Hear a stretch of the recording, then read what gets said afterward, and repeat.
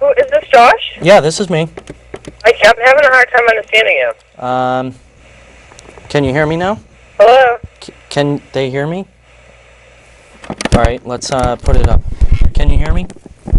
Yeah, I can hear you now. Okay. But you're still breaking up, and I know it's not my phone. Okay. Can you hear me? Yeah, I can hear you. Okay. How's it going, Jill? Oh, good. How are you? Who's this? This is Josh. You're on the air. Oh, hi. Josh. How you doing? Sorry. Good.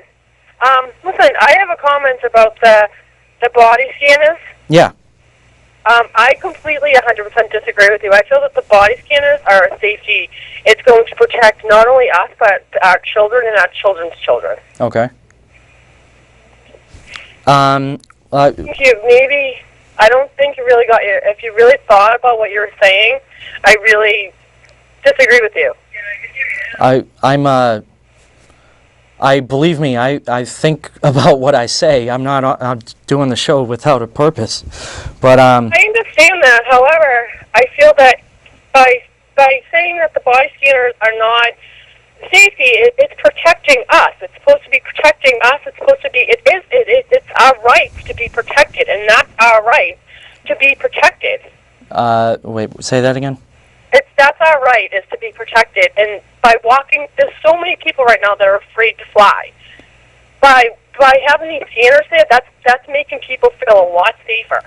Because we know that we're going to walk through, and then maybe might not have a bomb, and maybe the person in front of us will have a bomb on them. Right, but I understand your point. But the idea is that you're supposed to be protecting yourself in a way. But all right, so the idea of securing everyone by going into these scanners is it's more like I understand your point, I really do, but how do I... It's more like you're trying to give up security of yourself to the government, right? Absolutely. Because I'm giving up my security of myself so that myself is protected, because the person in front of me could have a bomb on them. Right, but now you don't have the liberty to bring, like, a razor. What? Are you kidding me? You don't have the... You can't bring a razor onto the airport. Should never have been able to bring a razor onto the airport. What, so I can't shave when I go to California for one night? Absolutely, but not on you. No, absolutely. Somebody could walk up to me or my child and take that knife or that razor to them and slash them. That's safety. How long has the airport... Maybe you are thinking, I've listened to your show more than a few times, which I'm never going to do that. But, okay. But the thing is that it's safety. It's safety for myself. It's safety for my children. It's safety for my family. It's safety for my friends. And for everybody else in the airport, for somebody not to bring a razor on. So, now, why don't they do these things at train stations? You want the person in front of you? Think about it this way. Why do they do it only at airports and not at train stations or on boats? I know, because I've been there. What's that? Say that again? Hello? Yeah? Hello? Guys? Hello? Hi? Do you hear me? Yeah, I can hear you now. I don't know why. You're really breaking up, and I know it's not my phone. All right, I think I got it. Whoop. Oh, crap. Oh. I just lost the connection. You gotta be kidding me. All right. I don't like the setup. All right. I really am sorry. I'm trying to fix this thing.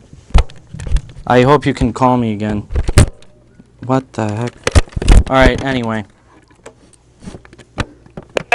Do you hear me? You hear me? We got a problem here. Hello? I'm trying. I want to get this. Do you guys hear me at all? All right. Whatever. I hope we can get her back on. Anyway, I understand her point of view. I really do. But let's put it this way. If they only do it at one place... wait, do you hear me? What the heck is going on? All right, this is strange.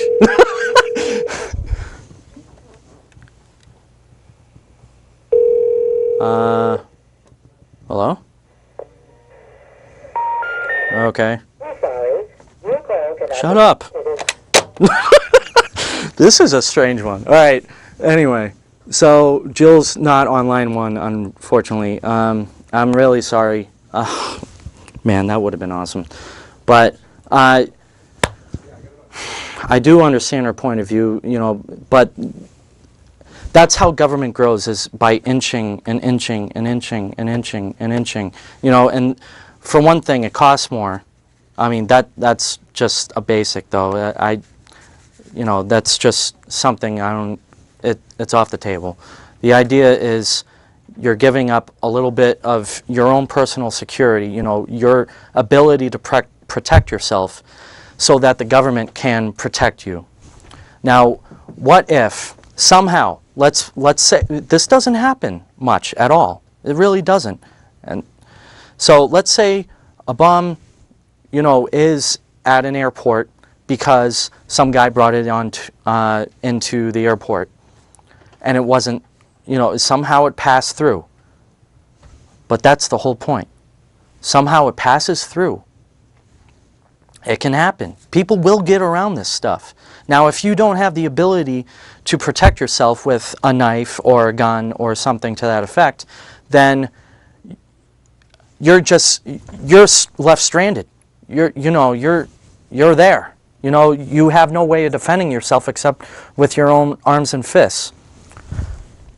That's kind of my whole point, is that no matter how much you give up to the government, A, is inefficient, B, it costs a lot, C, they're not going to get everything. They're just not going to do it. I mean, but that's why this whole... Anyway,